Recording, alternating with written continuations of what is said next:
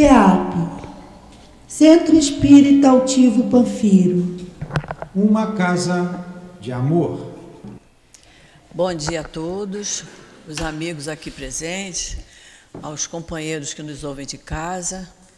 Vamos dar continuidade ao nosso estudo do Evangelho. Hoje é o capítulo 12, item 11, mas nós vamos usar como página de abertura o item 16, que é uma nota de Kardec. Aí a gente vai ler com bastante atenção, para depois não precisar ler outra vez, né? É só para a gente abrir a nossa aula e depois a gente faz um comentário sobre esse item, mas não vamos precisar ler novamente. Então, nos diz assim Kardec no item 16. Todo mundo achou? Os duelos se tornaram cada vez mais raros, e se de tempos em tempos ainda se vêem alguns dolorosos exemplos, o número deles não tem comparação com o que ocorria antigamente. Naqueles tempos, um homem não saía de casa sem prever o encontro, assim sendo, sempre tomava as suas precauções. Um sinal característico dos costumes de uma época e dos povos está no uso habitual, ostensivo ou oculto de armas ofensivas e defensivas. O término de semelhante uso demonstra o abrandamento dos costumes, sendo interessante observar a gradação desse hábito desde a época em que os cavaleiros só cavalgavam com armaduras de ferro e armados com uma lança, até aquela em que portavam uma simples espada, tornando-se ela antes um adorno e um acessório do brasão do que uma arma agressiva. Um outro sinal de mudança nos costumes é que antigamente os combates comuns aconteciam em plena rua, diante da multidão que se afastava para deixar o espaço livre para os duelistas. Hoje eles se escondem. Atualmente, a morte de um homem é um acontecimento que causa comoção. Outrora não se dava atenção a tal fato. O Espiritismo fará desaparecer os últimos vestígios do barbarismo, inspirando aos homens o espírito de caridade e de fraternidade. Então vamos fazer a nossa prece. Vou pedir a Sandra, tá, Sandra? Para fazer a nossa prece.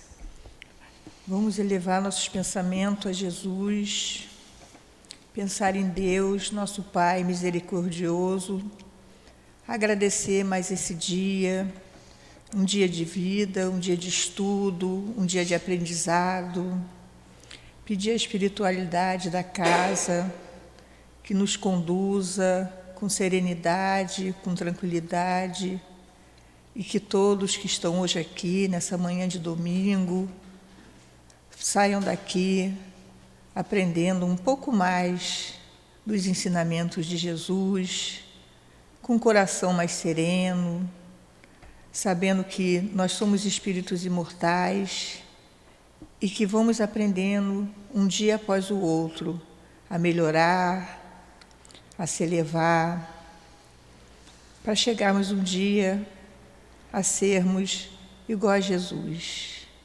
E que Deus nos dê hoje paz e tranquilidade. Graças a Deus. Graças a Deus.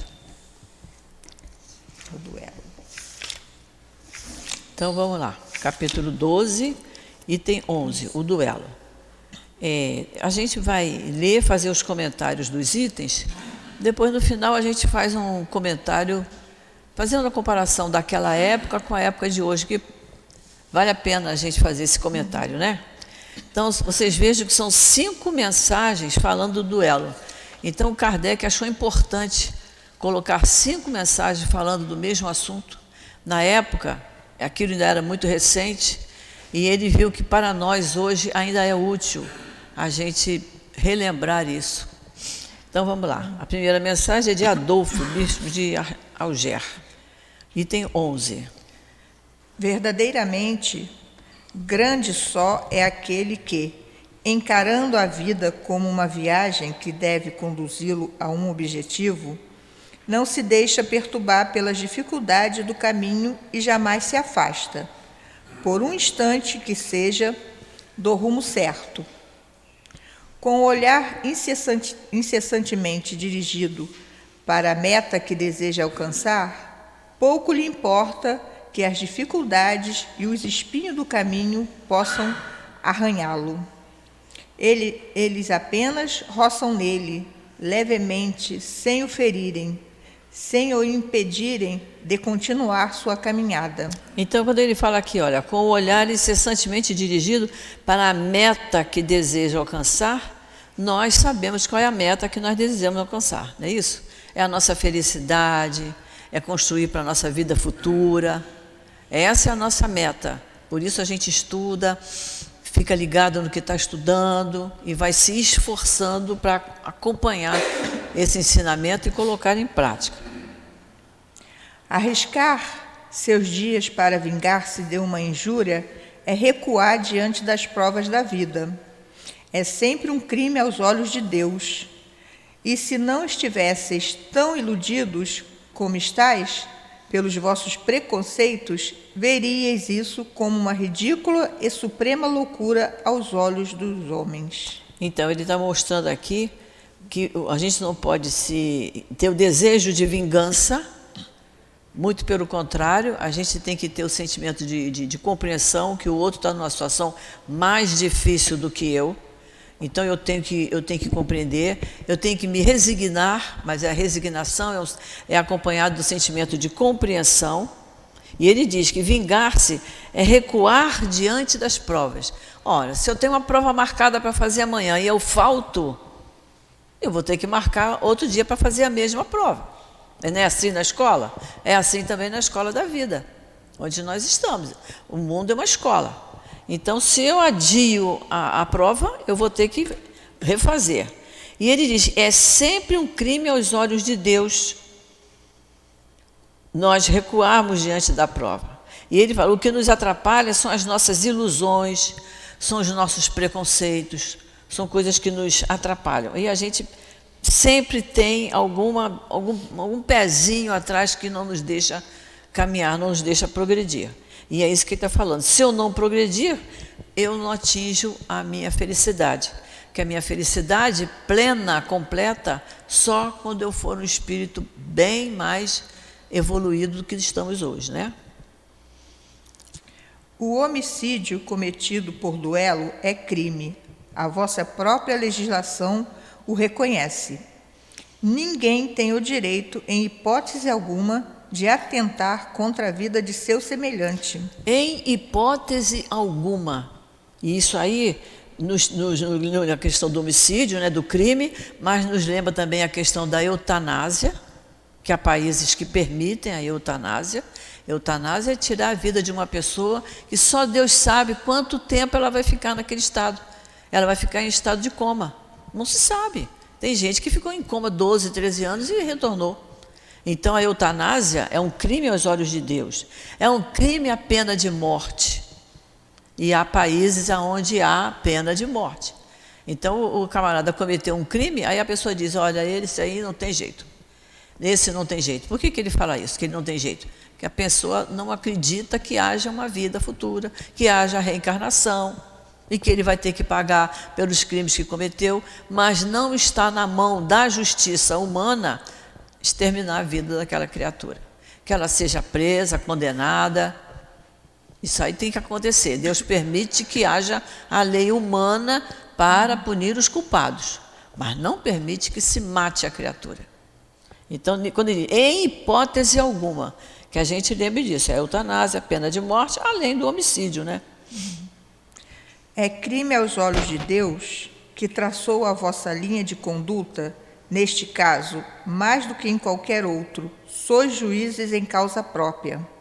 Lembrai-vos de que sereis perdoado de acordo com o que vós mesmo tiverdes perdoado. Falamos isso toda hora que rezamos o Pai Nosso. Não é isso?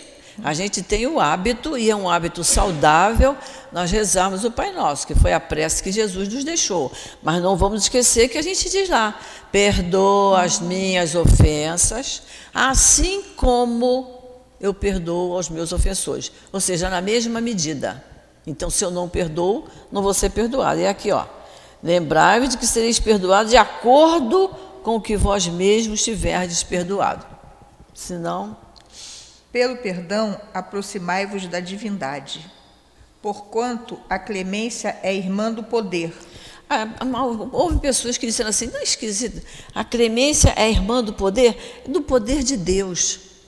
Então, quando a gente é clemente, quando a gente usa de clemência, de compaixão, com misericórdia com alguém, nós estamos nos aproximando de Deus cada vez mais.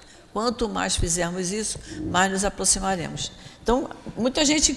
Mas eu já reparei que em algumas outras edições, eu não sei quem tem edição aqui diferente, se está escrito é irmã do poder, se a palavra é poder que está aí. Mas em alguns evangelhos, alguns que eu tive contato, sempre era a palavra poder. Mas é isso mesmo, é lembrando que o poder, no caso aí, é o poder da lei de Deus. Quanto mais clemente eu for, mais eu estarei me aproximando desse poder maravilhoso. Enquanto uma gota de sangue humano correr sobre a terra pelas mãos dos homens, o verdadeiro reino de Deus ainda não terá chegado.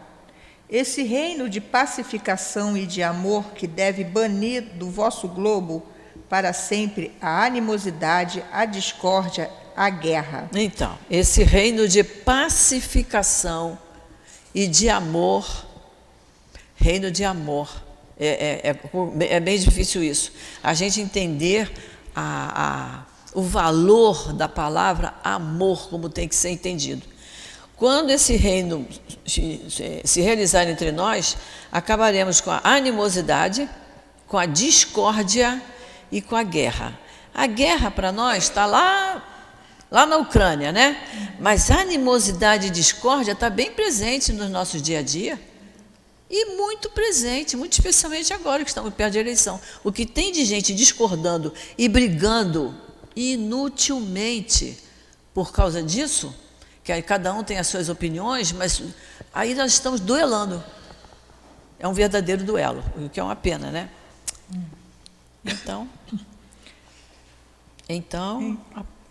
Peraí, agora eu me perdi. Fiquei prestando. Então a palavra duelo só existirá na vossa língua, como uma antiga e vaga lembrança de um passado que não existe mais. Achou? Os homens não conhecerão outro antagonismo entre eles que a nobre rivalidade do bem. Adolfo Bispo. Isso, Bispo de Alger. A rivalidade do bem. O que é a rivalidade do bem? É que ela faz tanto bem, por que eu ainda não faço? O que está faltando para eu fazer igual a ela?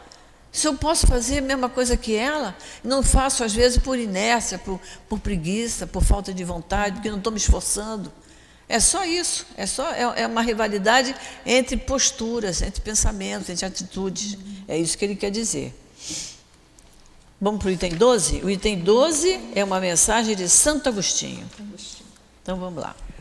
O duelo, em certos casos, pode ser uma prova de coragem física, de desprezo pela vida, mas é incontestavelmente, assim como o suicídio, uma prova de covardia moral. Aí ele vai explicar a questão da covardia moral. O suicida não tem coragem de enfrentar os reveses da vida. O duelista não tem coragem de enfrentar as ofensas. Olha só. Nossa. Então, nós já estudamos sobre o suicídio, né? O suicídio não tem coragem de enfrentar os reveses da vida, e cada um tem o seu revés, e uns muito mais pesados do que outros. E se a pessoa está desequilibrada, ela não tem o apoio nem de amigos, nem de familiares, nem de uma doutrina como a nossa, que nos explica as consequências de um suicídio.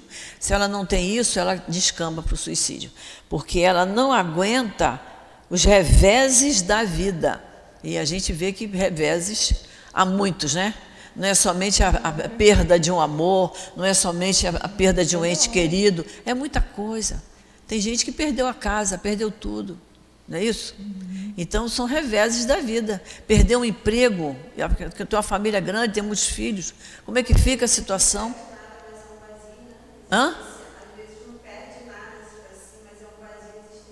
Dá um vazio, a parte emocional que é muito importante, né? Está enfraquecida.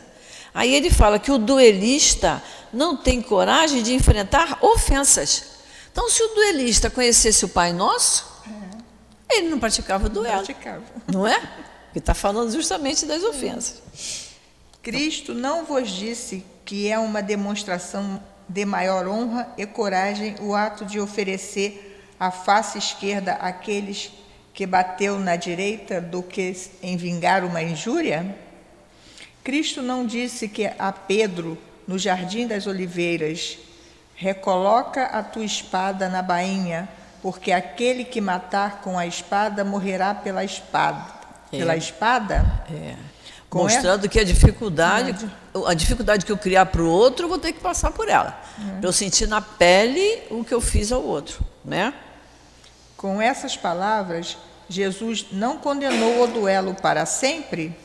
De fato, meus filhos, o que é então essa coragem nascida de um temperamento violento, sanguinário e colérico, que, diante da primeira ofensa, reage bradando? Olha só. O que é então essa coragem nascida? Temperamento violento, sanguinário e colérico. Quem pratica o duelo é assim.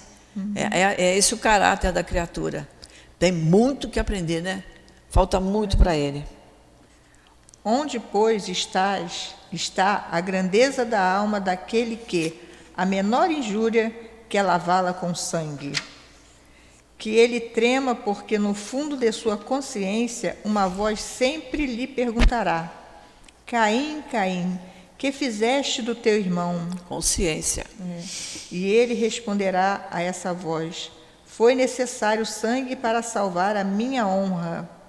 Mas ela retrucará: tu quiseste salvá-la diante dos homens por alguns instantes que te restam para viver sobre a terra, e não pensaste em salvá-la diante de Deus? Exatamente. Preocupado em salvar a honra diante dos homens, né?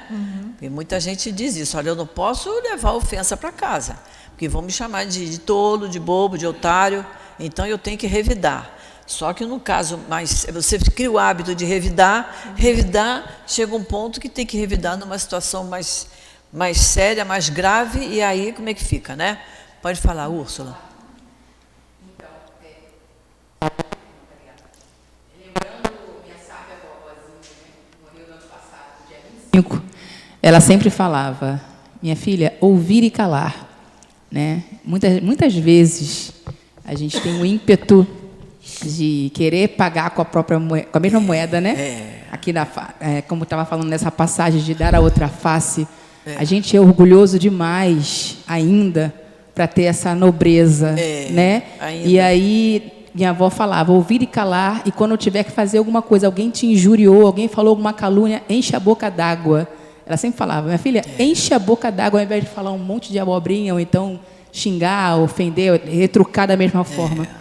Isso eu venho tentando fazer muito aqui no centro. Aqui é um laboratório assim imenso, porque você lida com pessoas de todas as classes sociais. Não vem dizer que porque mora na comunidade, não, porque tem muita gente de poder aquisitivo muito alto que não tem educação, que isso independe da classe social, é questão de educação, né? E muitas das vezes você é testado, aqui você é testado direto. Quanto mais você está aqui, que é o meu caso, estou internada, mais você é testado. E eu lembro muito dessas palavras dela, porque o ímpeto é você querer responder. Aí eu respiro fundo, penso em Jesus, não fala nada. É muito interessante. Muito interessante. E você vê, o Evangelho diz: numa contenda, numa discussão, deixe que fale o mais tolo. O Evangelho diz isso. Né? Santo Agostinho disse: olha só, se um homem mau te ofende, porque a pessoa que nos ofende, ela é má. Ela está sendo ruim, se ela está dona das faculdades mentais dela, se ela controla, ela está sendo má. Se um homem mau te ofende, perdoa-lhe, para que não haja dois homens maus. Então a gente vai estudando o Evangelho e vai vendo que eu tenho mesmo que encher a boca d'água para não revidar, porque não vai resolver o teu problema, e às vezes o outro fica assim, não está respondendo. Eu já contei para vocês de uma moça, uma assistida nossa, na obra social que a gente trabalhava, que depois que ela aprendeu isso, que numa briga, desde que fale o mais tolo, e ela brigava muito com o marido, e ela falou, olha, botei isso para dentro de mim. E ele começou a falar, e ele falou, o que está acontecendo? Que ainda não fala mais, não? Ela falou, não, pode falar, pode continuar. Então, olha como se tocou, né? E ele ficou tocado por isso, que ela não discutia mais. Então, é isso aí. Graças a Deus que temos o Evangelho para estar toda hora, além do que a sua avó falava, além dos recursos que a gente conseguiu com a nossa família, com a educação, com os valores que recebemos, a doutrina espírita vem só reforçar e fortalecer, né? Cada vez mais isso. Isso aqui, Gracilde, até essa semana a gente estava conversando. Fala no microfone. Até essa semana nós estávamos conversando que os pais, quando a criança briga na escola, né? Os pais, se você amanhã apanhar, você vai apanhar quando chegar em casa. Você tem que bater. Quer dizer, muitas vezes vem, né? Desde pequeno os pais incentivam. Incentivam. Porque não tem esse conhecimento. Que quem tiver esse conhecimento Não fala. e que estimular o filho a revidar, está errado a beça, porque a gente, quando estuda isso aqui, cria uma responsabilidade muito grande, né, nas nossas atitudes. Então, vamos lá. Quanto sangue, então, o Cristo vos pediria por todos os ultrajes que recebeu? Não somente o haveis ferido com os espinhos e a lança, não somente o haveis colocado na cruz infamante, mas ainda infamante, mas ainda no meio da sua agonia, ele pôde ouvir as zombarias que lhes foram dirigidas. Que reparação depois de tantos ultrajes ele vos pediu? O último grito do cordeiro foi uma prece pelos seus carrascos. Como ele, perdoai e rogai por todos aqueles que vos ofendem. Que é o que a gente pode fazer, né? Orar por aqueles que nos ofendem, né? Colocar o nome ali na caixinha, pedir prece para aquela pessoa. E não esquecer de botar na caixinha o nome da gente também. Porque a gente tem o hábito de botar só o nome do outro. Mas às vezes eu também estou precisando de prece, né? Então eu posso também botar assim, irradiação, Gracildes, tal idade, mora em tal lugar, anda muito irritada, anda muito nervosa. Também pode, né? Não é só botar o nome do outro, é botar o nosso também, que a gente também precisa de prece. E aí? Luiz, quer falar? Quer falar, Luiz? Luiz hoje não falou nada. Luiz hoje está quietinho. O Guilherme também. Seria no pensamento pelo olhar. Lendo só esses 2 parágrafos de Santo Agostinho, está explicado porque ele é um dos pilares da Igreja Católica Apostólica Romana, né? A profundidade que essa alma tem em cruzar todas as informações, dando exemplos do Cristo. Ele pega o Cristo e fala a respeito dele. Desse assunto, né? A mensagem de Santo Agostinho todas são maravilhosas, mas a dele a gente dá um pouquinho mais de atenção, porque é bom demais, né? Né, Guilherme? Ela está estranhando, Guilherme hoje não falou. Guilherme também hoje está quieto. Isso.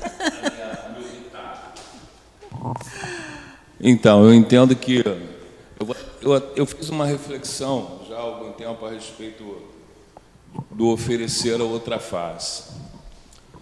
Então, oferecer a outra face é oferecer a nossa compreensão a quem ora nos agride, visto que são pessoas desprovidas da mais preciosa capacidade humana, que é a de distinguir o bem do mal. A sua intuição natural para a questão de ordem moral ainda distorcida, de modo que elas não têm chance de adquirir serenidade interior para que possam colocar sua contrariedade de forma educada. Oferecer a outra face é ser instrumento, como diz Santo Agostinho.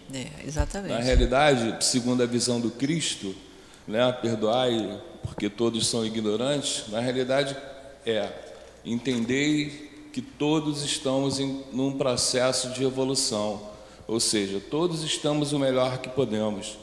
E em uma determinada existência, todos passamos por esse imperativo da vingança, do duelo, né? Vivemos isso, claro, experienciamos. E aí você falou que me lembrou o item 11, quando ele diz, se não estivesseis tão iludidos, pelos vossos preconceitos, porque são as coisas que a gente ouve, que a gente lê, que a gente fala, que ainda não permite que a gente avance mais rapidamente, né? São nossas ideias preconcebidas, não é isso? E aí você falou isso, me lembrou isso, a questão dos nossos preconceitos, porque temos, né? Uhum. Então vamos lá. Mais uma coisa, eu acho que é muito importante a gente usar e interpretar as virtudes. Eu acho que é muito importante a gente interpretar as virtudes de forma correta. Então tem uma colocação aqui que ele diz o seguinte, ó, em relação à coragem. Nossa, estava aqui agora. Onde está a grandeza? Ele está no item 12, né? No início do item 12. O duelo, em certos casos, pode ser uma prova de coragem física. É isso? Isso. Então, aqui ele coloca a coragem como temeridade, como imprudência. E, na realidade, a coragem ela é uma virtude que dá o produto da calma. Ou seja, a calma é obtida a partir da coragem, que detém o seu medo para que você possa, diante de uma situação de risco, colocar a melhor solução visando sempre o bem. Né? Não é ou seja, o outro extremo da coragem seria a covardia e o outro extremo a imprudência e o meio, o equilíbrio, a coragem. Isso. Nós falamos um pouquinho sobre isso quando estudamos o item 11, no capítulo 11, item 11, né? Que Emmanuel fala, mais coragem você precisa ter para vencer as suas dificuldades, não é? E não é a questão da força, a coragem física. Porque se a pessoa, ele é grande, ele é forte, vai duelar com o outro mais fraco, né? Aí é coragem física. Mas você reconhecer os seus erros e, não, eu vou parar de fazer isso, eu vou mudar. Isso é a verdadeira coragem, né? É isso aí. Então vamos lá. Amigos, lembrai-vos destas palavras, amai-vos uns aos outros, e então, ao receberdes um golpe motivado pelo ódio, retribuireis com um sorriso, e ao insulto com o perdão. Isso é muito difícil da gente fazer. E muitas vezes você vai sorrir e a pessoa pensa que você está debochando. É pior ainda, é melhor não sorrir. Eu não estou concordando com o Santo Agostinho, não. Não vai rir, não ri, não. É melhor não rir. Agora, o insulto, você responder com perdão, aí sim. Que o perdão não precisa nem ser falado na hora. Eu te perdoo, que também pode agravar a situação. O perdão é interno, né? É saber que tem que calar naquela hora e que se aquela pessoa precisar de mim dali a 5 minutos, estou pronta para ajudar. E tem um aspecto extremamente positivo nisso, né? Porque o seu perdão, ele vai gerar no outro uma reflexão. Ele vai gerar no outro uma reflexão que daqui a pouquinho ele vem te agradecer. Pô, obrigado por você não ter reagido. Eu refleti, você me perdoe. Né? Você dá chance ao outro de refletir e encontrar em si o próprio erro. Né? E é melhor para ele, se ele refletir e reconhecer, subiu um degrauzinho, pequenininho, mas subiu. Né? Ambos se beneficiam. Né? Ambos se beneficiam, isso mesmo. Certamente o mundo se levantará furioso e vos considerará covardes. Levantai a cabeça bem alto e mostrai então que a vossa fronte também ela não temeria carregar-se de espinhos, segundo o exemplo dado por Cristo, mas que a vossa mão não quer ser cúmplice de uma morte, que o orgulho e o amor próprio, revestido de uma falsa aparência de honra, autorizam. Então a pessoa diz, não, eu fiz isso porque feriu o meu amor próprio, né? Afinal de contas, eu tenho amor próprio. O que é isso? É orgulho. Né? Eu não posso dar uma de covarde, de tolo, de otário. Então ele diz isso. Reveste uma falsa aparência de honra. E muito mais honrado é aquele que respira fundo E deixa o tolo falar, né? É. Injuriar. É muito bem lembrado, bem-aventurança, isso mesmo. É isso mesmo. Quando Deus vos criou, Ele vos deu o direito de vida e de morte. Está perguntando. Uns sobre os outros? Não. Não. Ele deu esse direito somente à natureza, para se reformar e se reconstruir quanto a vós. Nem mesmo vos foi permitido dispor de vós mesmos. O que seria dispor de vós mesmos? É você acabar com a vida a hora que você bem entender. Eu não tô gostando de nada que está me acontecendo, vou acabar. Não, nem esse direito ele dispôs para nós, não tem jeito. Da mesma forma que o suicida, o duelista, estará manchado de sangue quando chegar a Deus e, tanto para um quanto para o outro, o soberano juiz prepara rude e longos castigos. Aí ele está falando aqui do soberano juiz, mas a gente sabe que é a consciência do espírito no plano espiritual, ela funciona de uma maneira muito mais severa do que aqui, com a ilusão do corpo de carne. Então, quando chega lá, é a consciência que acusa dele ter cometido tantos erros. Aqui, o corpo de carne faz a gente ver coisas, ouvir coisas, falar demais, blá, blá, blá, e isso nos ilude o tempo todo. Mas quando vai para o plano espiritual, você não tem o corpo de carne para te iludir. Então, a consciência ali funciona. Então, o soberano juiz é a sua própria consciência. E preparar rudes e longos castigos são as provas que você tem que passar. São as provas que temos que passar porque erramos. Nada passa impunemente. Se ele ameaça com a sua justiça aquele que desraca a seu irmão, quanto mais severa não será a pena daquele que comparece diante dele com as mãos sujas do sangue do seu irmão. Do seu irmão, que cometeu o assassínio, né? Acho que nós entendemos bem esse, né? O 13 é um espírito protetor. Vamos lá, 13. O duelo. Assim como que antigamente se denominava o julgamento de Deus, é uma dessas instituições bárbaras que ainda regem a sociedade. Gente, uma instituição bárbara. Se vocês forem ler no rodapé do livro de vocês, deve ter, não deve ter? Julgamento de Deus. Como sempre, os erros naquela época, e ainda hoje, em alguns lugares do mundo, se faz tudo por causa da religião, botando o nome de Deus na frente. E vocês vejam, por uma bobagem, né? Até dentro da casa espírita, a pessoa diz assim, olha, eu descontei isso, eu juro por Deus, é verdade. Para que eu preciso jurar por Deus? Ou eu falo a verdade ou eu não falo, eu tenho que assumir as minhas palavras. Está lá, num dos mandamentos. Não usar o nome de Deus em vão, mas o espírita dizer, eu juro por Deus. E a gente vê muito isso.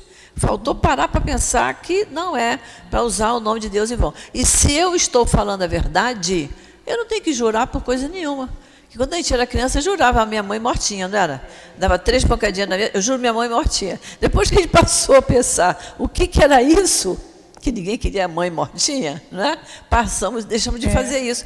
Aí você cresce e fica jurando por Deus, eu juro por Deus. As pessoas dizem isso com a maior facilidade. Não é? E por isso que tinha o nome de julgamento de Deus. Então, isso que está aí no rodapé, eu vou só dar uma passadinha rápida, porque é uma coisa bárbara.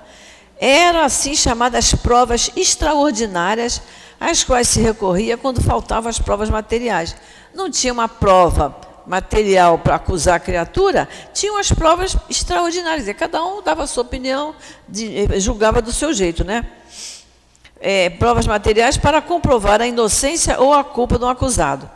Essas provas consistiam em mergulhar o braço numa vasilha de água fervendo, segurar uma barra de ferro em brasa, segurar com a mão a barra de ferro, ou ficar com os braços elevados em cruz até o tempo que ele aguentasse. Se ele não aguentasse, é porque ele era culpado. Então, uma opção de coisa terrível, né? Depois vinha dizendo assim, uma outra prova, também denominada julgamento de Deus, era o duelo judiciário, que esteve em vigor até o século X ou XII. 2 adversários, o vencedor se proclamando inocente e tal.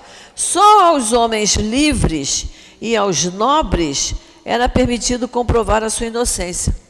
Só os homens livres e nobres poderiam comprovar a inocência. Quem não fosse nobre estava roubado. Por meio do duelo, provocaram um adversário. Pouco a pouco foram desaparecendo esse julgamento, com que a razão e a equidade eram substituídos por um capricho da sorte e tal. É interessante depois ler isso com mais calma para ver, para a gente sentir como é que era a coisa. Embora hoje ainda temos, mas depois nós vamos falar sobre isso. Então vamos lá.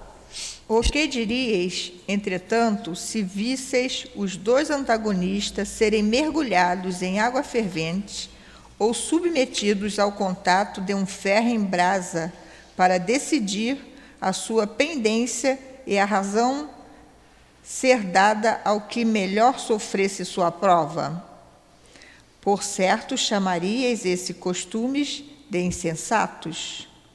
O duelo é ainda pior que tudo isso. Olha só, eu há muitos anos, que eu estou aposentada há muito tempo, mas eu tive uma aluna adolescente que era muito problemática, muito mesmo. E os alunos disseram que ela que ela estava com uma tesoura dentro da bolsa. Eu fui conversar com ela, ela disse, não, eu não trouxe a tesoura. Então, naquela época a gente podia revistar as mochilas, hoje parece que está proibido isso. Aí eu falei assim para ela, se você não trouxe, você não vai ter problema nenhum de derrubar sua mochila aqui para eu ver. Eu estou dizendo para a senhora que eu não trouxe. Eu digo, pois é, mas se você não trouxe, você abre a mochila e joga tudo aqui em cima. Aí e a tesoura estava lá. Chamei a mãe dela para conversar, a mãe dela disse, eu vou dar a ela o castigo, que há muito tempo que eu não dou. Qual é? Eu fervo uma panela d'água e boto a mão dela na água fervendo. Além de que ela chegava sempre muito marcada, a mãe batia muito nela, e por mais que eu disse para a mãe dela, olha só, no dia que ela for, porque ela era miúda, era uma garota miúda, ela tinha uns 13 anos, mas ela não era grandona, e a mãe era grande. No dia que ela for maior que você não vai poder mais bater nela, pensa nisso. E aí, minha filha, ela não vai ter nenhum respeito, nenhuma consideração, nenhum sentimento de amor filial por você, blá, blá. Passados uns 2 anos, essa menina já estava na 5ª ou 6ª série, naquela época era assim que denominava, ou na 7ª, não me lembro bem. A mãe veio muito nervosa e disse, aconteceu? O que foi que aconteceu? Ontem eu fui bater nela, ela segurou meus braços e disse, agora bate. Ela segurou meus braços, eu não pude bater nela.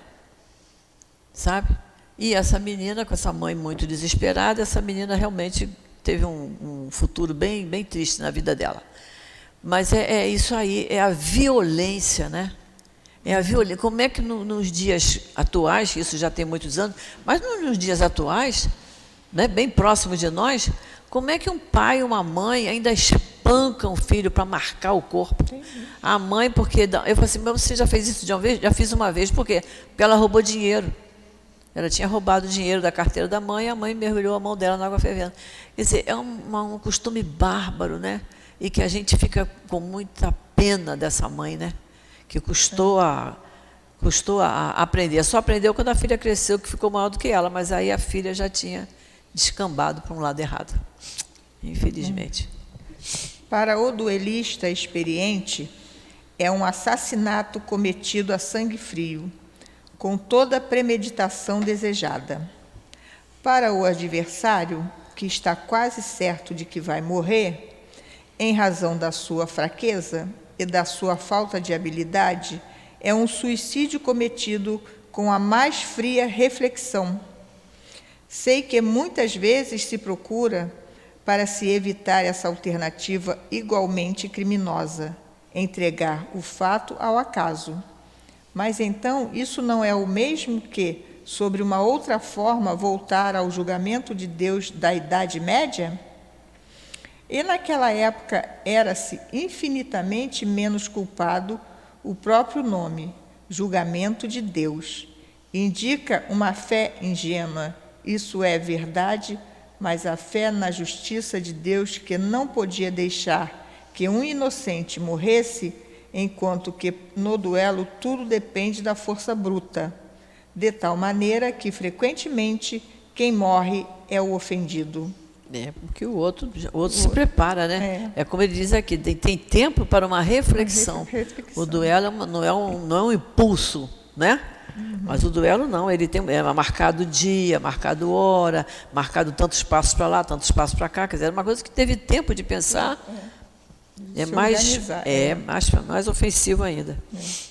O estúpido amor próprio, a tola vaidade e o louco orgulho, quando serão substituídos pela caridade cristã, o amor ao próximo e a humildade de que o Cristo nos deu o exemplo e o ensinamento. Só então desaparecerão esses preconceitos monstruosos que ainda dominam os homens e que as leis são impotentes para reprimir, porquanto não é suficiente proibir o mal e prescrever o bem. É preciso que o germe do bem e o horror ao mal estejam no coração do homem. Esse final é importante, né? É preciso que o germe do bem, né, que a semente do bem esteja germinando no nosso coração e o que o horror ao mal estejam presentes no coração do homem. Quer dizer, a gente tem que fazer brotar o germe do bem e se indignar com o que é mal, com o que a gente vê que é errado. Isso aí. Vamos para o 14? O 14 é uma mensagem de Francisco Xavier. Vamos lá. Que irão pensar de mim, dizeis muitas vezes, se eu me recusar a reparar o que me é cobrado, ou se não exigir reparação de quem me ofendeu? Está se referindo à questão do amor próprio, né? Não pode ter... Eu tenho amor próprio, não posso levar esse desaforo, eu tenho que ir adiante. Está se referindo a isso. Os loucos, como vós, os homens atrasados, vos censurarão, mas aqueles que são iluminados pela luz do progresso intelectual e moral dirão que procedeste segundo a verdadeira sabedoria. Refleti um pouco por uma palavra dita por um de vossos irmãos, muitas vezes impensadamente ou até mesmo inofensiva. Vosso orgulho se sente ferido, respondeis a ele de forma agressiva, e daí surge uma provocação. Quer dizer, às vezes foi uma questão até de melindre, não foi uma coisa tão severa, mas magoou, né? Me magoei, então vou... Aí vira uma... isso aí. Antes de chegar ao momento decisivo, indagai de vós se agistes como um cristão. Isso é que é importantíssimo, né? Não basta eu dizer, botei Jesus no meu coração, eu sou cristã. Não basta isso. Eu tenho que ter esse pensamento, esse sentimento 24 horas do dia, né? Mesmo diante de uma ofensa. Fala e não age. Eu tenho que ter, isso tem que estar presente. Se privardes a sociedade de um dos seus membros, que contas prestarei a ela?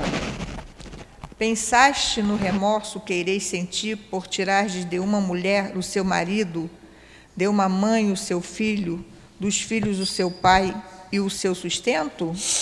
Certamente aquele que ofende deve uma reparação ao ofendido, e não é mais honroso para ele dá-la espontaneamente pelo reconhecimento dos erros praticados do que expor a vida daquele que tem o direito de se queixar? Quanto ao ofendido, é preciso reconhecer que, muitas vezes, ele pode ter sido gravemente atingido, tanto em sua pessoa quanto em relação àqueles que lhe são caros. Não é somente o amor próprio que está em jogo, mas o coração está ferido, sofre. Mas, além de ser estúpido arriscar sua vida contra um miserável capaz de cometer uma infâmia, será que ele, sendo morto, a infâmia que ele cometeu, qualquer que seja, deixa de existir? Pois é. O que foi ofendido vai continuar relembrando aquilo. Aquilo continua pisando lá o coração dele, o sentimento dele. Então a morte não vai resolver nada. Né? O sangue derramado não dá mais valor a um fato que, sendo falso, deve desaparecer por si mesmo, e que, se for verdadeiro, deve ser oculto pelo silêncio? Portanto, nada restará além da satisfação da vingança saciada.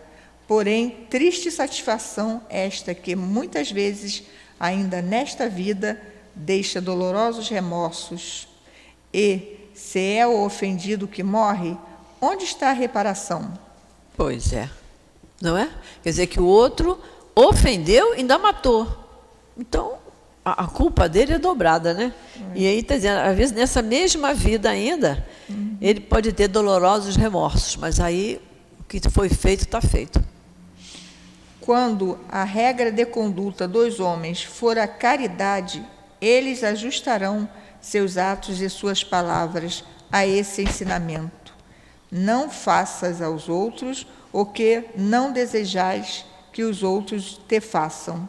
Aí então todas as causas de desentendimentos desaparecerão, e com ela os motivos para os duelos e para as guerras, que nada mais são do que duelos entre povos. Que é uma pena, né? A guerra é uma coisa bárbara, né? Matam-se crianças, jovens, velhos, que não tem nada a ver com a ganância dos governos, né? Então, essa mensagem é de Francisco Xavier. Vocês têm aí no rodapé quem foi Francisco Xavier, que muitas vezes a pessoa confunde. Porque o nosso Chico Xavier era Francisco Cândido Xavier, né? Mas esse Francisco Xavier, ele tinha um nome enorme. Era Francisco Jasso Aspilicueta e vai por aí afora. E tinha um nome enorme, entendeu?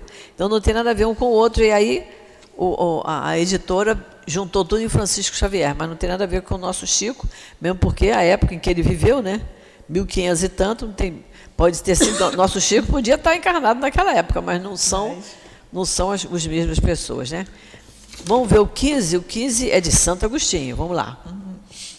O homem do mundo, o homem feliz, que por uma palavra ofensiva, um motivo pouco importante, arrisca a vida que Deus lhe deu, arrisca a vida de seu semelhante, que só pertence a Deus. Esse é 100 vezes mais culpado que o miserável que, denominado pela cobiça por uma necessidade qualquer, introduz-se em uma casa para lhe roubar o que deseja e mata aqueles que se opõem à sua deliberação. Aí a gente lê isso e diz, caramba, peraí, o cara invadiu a casa, matou todo mundo. Ele está mostrando aqui, o homem do mundo, o homem feliz, ele está vivendo feliz. Mas alguém disse alguma coisa que ele não gostou, aí ele faz uma arruaça capaz de querer até matar a criatura. Ele está comparando esse homem feliz, né, do que aquele que é miserável, né, que por uma necessidade introduz-se numa casa para roubar. É isso que ele está só fazendo uma comparação. Este último quase sempre é um homem sem educação, que tem apenas noções imperfeitas do bem e do mal, enquanto o duelista quase sempre pertence à classe mais esclarecida. Nós vimos isso lá naquele rodapé, né? O duelista, ele é o nobre, não é isso? Ele tem uma classe mais esclarecida no sentido até de poder aquisitivo, né? Um mata brutalmente, o outro com método e polidez. Com método e polidez. Quer dizer, ele reflete antes disso, né? O duelo era uma coisa preparada. E é um pouquinho parecido com o que a gente vê hoje, quando alguém importante rouba uma quantia grande de dinheiro que esteja e deixa prejudicado, mesmo que seja uma minoria, não é? Ele teve um método, porque ele roubou aquilo e na hora ninguém percebeu, né? Continua sorridente, tratando todo mundo muito bem e enchendo o bolso dele. E é isso que a gente vê, que ainda acontece hoje. Que antigamente, alguns anos atrás, chamava-se crime do colarinho branco. Agora está todo mundo de colarinho branco, fica difícil. O que faz com que a sociedade o desculpe. Digo mesmo que o duelista é infinitamente mais culpado que o infeliz que, atendendo a um sentimento de vingança, mata em um momento de desespero. Momento de desespero, no impulso. Ele é infeliz, ele procedeu mal, muito mal.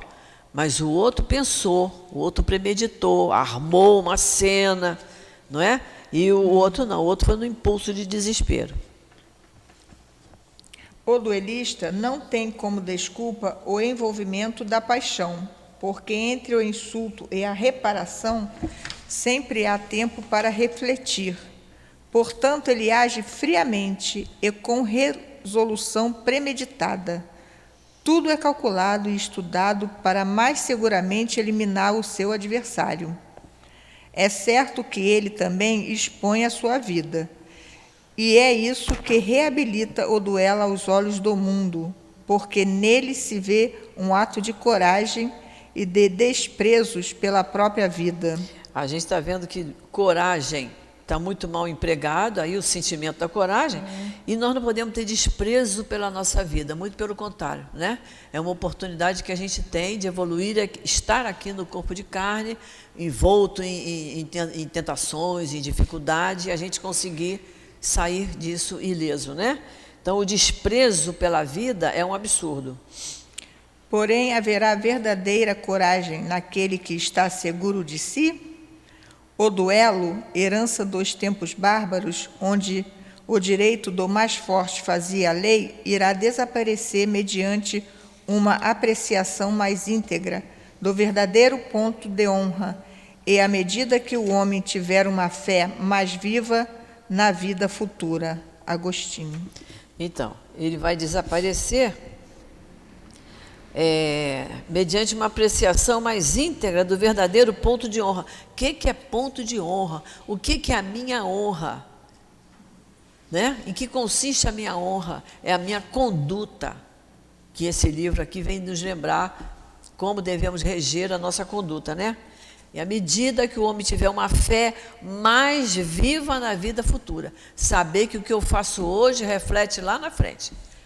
Pode refletir ainda nesta encarnação e pode refletir em outra. Se não for nessa, vai ser em outra. Vai, mas não peques mais. Exatamente. Exatamente. E aí o último item, que é o 16, nós lemos hoje na entrada. Eu vou só mostrar alguma coisa aqui do 16. Ele diz assim, lá na 6ª linha. Um sinal característico dos costumes de uma época e dos povos está no uso habitual, ostensivo ou oculto, de armas ofensivas e defensivas. A pessoa diz que saiu armado para se defender. Mas desde o momento em que a pessoa se arme com arma de fogo, ela está pronta para matar. Vejam que nós aqui não estamos armados. E nós estamos expostos ao mesmo perigo que qualquer outra pessoa que mora no Rio de Janeiro, que é famosa pelos absurdos que acontecem. Pode falar, Úrsula. A gente pode lembrar de Gandhi, né? Na proposta de terminar com uma guerra fazendo greve de fome, né? Ele não precisou de arma nenhuma. A arma dele foi ele próprio, a conduta dele, para tentar fazer com que todo mundo modificasse. Não derramou nenhuma gota de sangue, fez com que as pessoas se conscientizassem, né? Porque ele era um exemplo. E as pessoas se preocupavam muito com ele. Ele ficou bem doente, porque ficar sem comer por muito tempo. Exatamente. É o que ele está falando aqui, né? Com armas ofensivas e defensivas no sentido de dizer, eu não me armo para me defender. E ofensiva porque está afim mesmo, e todo mundo que estiver armado é porque está afim de cometer um assassinato. Porque senão não sairia armado. Basta nós nos compararmos. As pessoas que convivem conosco no nosso dia a dia, seja na nossa casa espírita, seja na nossa família, as pessoas amigas, eu não sei de ninguém conhecido nosso que ande armado. Então, a pessoa que anda armada, ela está disposta a cometer um crime. Não é isso? Mesmo que seja para se defender. Porque nós sabemos do valor da prece. Se nós criarmos o hábito, todas as vezes, antes de sair de casa, nós fazemos a nossa oração, nós seremos abençoados por Deus.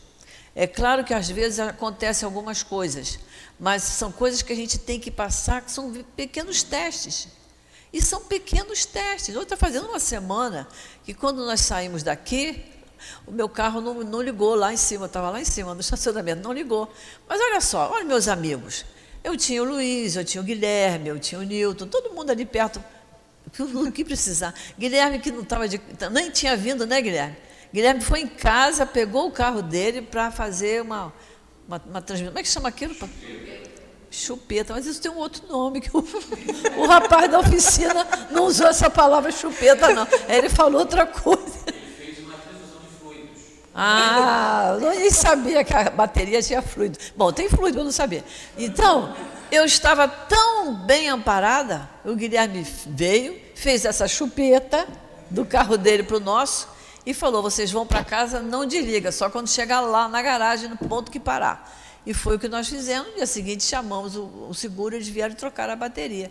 Mas nós podíamos ter parado no meio da rua. O tempo estava feio, estava chovendo.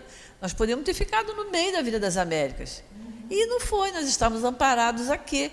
Então, não podia nem passar pela minha cabeça, nem do Jorge, dizer, mas que azar, né? O carro enguiçar hoje. Por que hoje? Por que não pode ser hoje, amanhã, ontem, depois de amanhã? Qual o problema? Se você estava amparado. A primeira ideia do Newton foi levar a gente em casa e deixar meu carro aqui. Eu falei, não deve ser a melhor solução. Depois ele mesmo falou, vou ligar para o Guilherme. Ele mesmo que falou. Acho que foi ele que ligou para você, não foi, Guilherme? Foi. Aí a Rose também tinha uma opção de telefone de gente que troca bateria. Aí liguei para alguém, chamei a pessoa, depois liguei para ela, não vem não que o carro pegou. Quer dizer, nós estávamos amparados, é isso que a gente vê. Então você passa por uma situação difícil, como uma vez bateram no meu carro na Ayrton Senna, mas o rapaz que bateu veio e disse, eu dormi, trabalhei a noite inteira e dormi. Então, em vez dele frear, ele acelerou e bateu atrás de mim. E aí ele tinha seguro, ele pagou o nosso conserto, ficou tudo certo. Porque são circunstâncias da vida. Está lá no Livro dos Espíritos. Você está neste mundo, passando por todas as circunstâncias. Agora, vai depender de como você passa por essas circunstâncias. Se você se desespera, se eu tivesse brigado com o rapaz, tivesse xingado ele, tivesse feito um escândalo, ele veio e falou, senhora, eu dormi, não fica preocupada, eu tenho seguro, vou resolver tudo. Ficamos não sei quantos dias sem carro, só isso, mas e daí? Qual o problema? Não é? Então, a prece é importantíssima. Então, se tem uma pessoa que te persegue, que te ofende, que te magoa, e isso acontece, nós temos que rezar muito por essa criatura, orar muito por ela.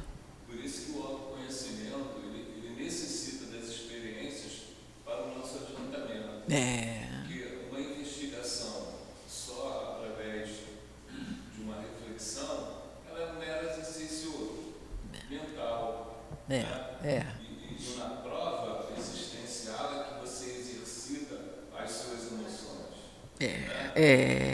Porque se eu tivesse naquela hora ali, ou o Jorge, a gente dissesse, mas que coisa, olha, porque tem gente, eu já vi gente dizer assim, não aqui nessa casa, mas em outra, eu estava saindo da casa espírita e me aconteceu isso, eu digo, o que tinha que acontecer. Você não ficou santificado porque veio à casa espírita. Não tem nada a ver. Nós estamos no mundo de provas e expiações. Estamos sujeitos a passar por essas dificuldades. O que vai importar é como vai ser a nossa atitude naquele momento. No dia que fomos assaltados, que levaram o nosso carro, meu Deus do céu, pararam 2 carros na rua, na Vila das Américas, 8 horas da noite, para nos socorrer. Um casal jovem e um casal de mais idade. O de mais idade, o homem estava desesperado. Vocês não mereciam passar por isso, ele nem conhecia a gente. Mas vocês não mereciam, isso é um absurdo, uma temeridade. Rio de Janeiro falou horror. O casal jovem falou, para onde vocês vão, a gente leva vocês. Eu falei, a gente quer ir embora para casa, vamos voltar. A gente ia, mas não vamos mais. Levaram a gente de volta na maior serenidade. Então, a gente pode reclamar? O carro foi, eu fiquei olhando assim, ainda fizeram retorno, sabe? E eu fiquei olhando para ele, nunca mais vi aquele carro. Mas tudo é como você passa pela situação. E depois que a gente estuda isso aqui, a nossa responsabilidade cresce. Porque aí o nosso anjo da guarda, que fica sempre pensando qual será a nossa próxima atitude, porque nós temos livre-arbítrio, está lá no capítulo 28 das preces, mas da guarda ele fica atento, o que ela vai fazer agora? O que ela vai dizer agora? Eles ficam atentos às nossas... na expectativa, né? O que ele ia dizer? O que ele vai dizer? Dizer assim, olha só, eles são tão protegidos, parou gente para dar carona para eles, no caso aqui tinha um monte de irmãos, amigos aqui para ajudar, estão reclamando de quê? Bateria de carro morre, né? A gente morre porque que a bateria não vai morrer, não é para durar toda a vida.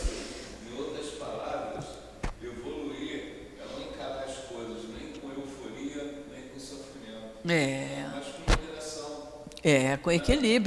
Com equilíbrio, é isso mesmo. Olha, está na nossa hora. Eu até trouxe o que eu vou precisar para a aula da semana que vem, mas semana que vem nós vamos começar o capítulo 13, que a vossa mão esquerda não saiba o que dá a mão direita. Só para quem estiver em casa, assim, que pessoal que gosta de ler a Bíblia, o item 2 do capítulo 13, quando Jesus fala para o leproso, não fale dessa cura para ninguém, vai mostrar-te ao sacerdote. Isso aí vocês vão ver no Levítico, capítulo 13. Se vocês tiverem paciência de tudo que está escrito no Levítico, porque realmente é complicado você ler aquilo tudo. Mas é só para ter uma ideia de como é que era, que aquilo não veio de Deus, aquilo foi ideia do Moisés mesmo, botar aquele monte de coisa. Mas é só para explicar por que a pessoa que era curada por Jesus tinha que mostrar-se ao sacerdote antes de voltar para o meio social. Quem quiser em casa, Levítico capítulo 13, tá bom? E aí semana que vem a gente começa o próximo capítulo, que é o capítulo 13. Então vamos fazer a nossa prece. Mas antes de fazer a prece, alguém quer fazer algum comentário do duelo? Alguém tem alguma coisa para comentar? Porque eu falei assim, no final a gente fala. É porque a gente dá duela, né? Eu tenho um exemplo Vai. de duelo. Ah. Eu trabalhava na cidade e eu pegava o ônibus muito cedo, né, às 5 da manhã. E era sempre o mesmo ônibus, e o ônibus, ele vinha dali, ia toda a orla, subia Niemeyer, e quando chegou ali na Barra, no Barra Sul, subiu um senhor, e o ônibus estava cheio. Aí, quando no próximo ponto o motorista parou, ele começou, não para mais, você não pode parar, o ônibus já está cheio. E isso ele foi. E ele foi brigando com o motorista, e o motorista está quieto. E o pessoal do ônibus já irritado, querendo jogar o homem para fora, né? E ele foi irritado. Quando ele subiu, o motorista subiu a Niemeyer, que ele faz uma curva, sabe o sol assim lindo? Ele freou o carro, aí o pessoal, pronto, ele vai jogar o homem lá no mar, né? Aí ele deu 2 pancadas assim fortes no capô do carro, falou, meu senhor, olha esse sol, olha esse mar, olha esse dia... E o senhor é estressado, quer dizer, se eu deixasse o senhor no ponto, o senhor ia reclamar. Agora, eu poderia deixar os outros? Eu peguei o senhor, assim como eu peguei os outros. Todo mundo quer ir trabalhar, mas olha lá, vamos parar aqui, vamos ficar olhando o sol, vamos meditar, não sei o quê. O homem ficou tão sem graça que abraçou o motorista, pediu 1000 desculpas.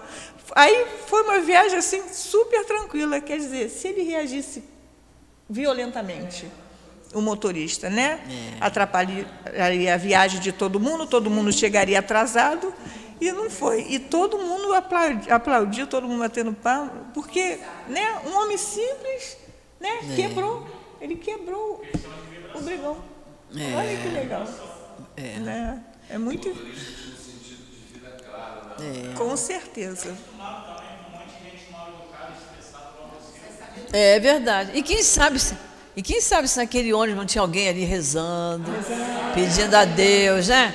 Que desse calma ao motorista, que iluminasse. Não é? Motorista. Isso é impressionante. Isso aí.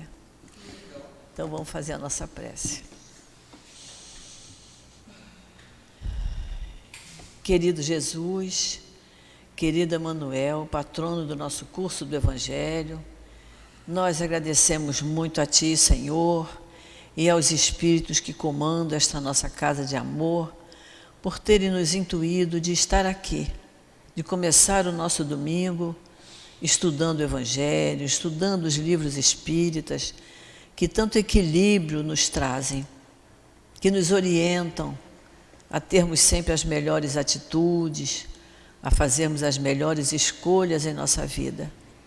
Nós te agradecemos muito, Senhor, que essas lições do Evangelho possam ficar marcadas firmemente na nossa consciência, no nosso pensamento, para que na hora das nossas atitudes, das nossas palavras, das nossas respostas, a gente sempre pense em Ti, Senhor, que fica observando como nós agimos no nosso dia a dia. Então fortalece, Senhor, fortalece os nossos melhores sentimentos, para que possamos nos aproximarmos de Ti o mais depressa possível. Envolve-nos, Senhor, com a Tua paz, pacifica o nosso domingo, pacifica todos com quem nos depararmos, para que tenhamos um dia de muita paz.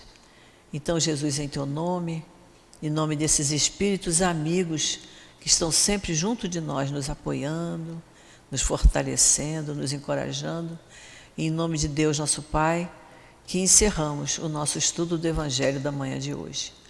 Graças a Deus.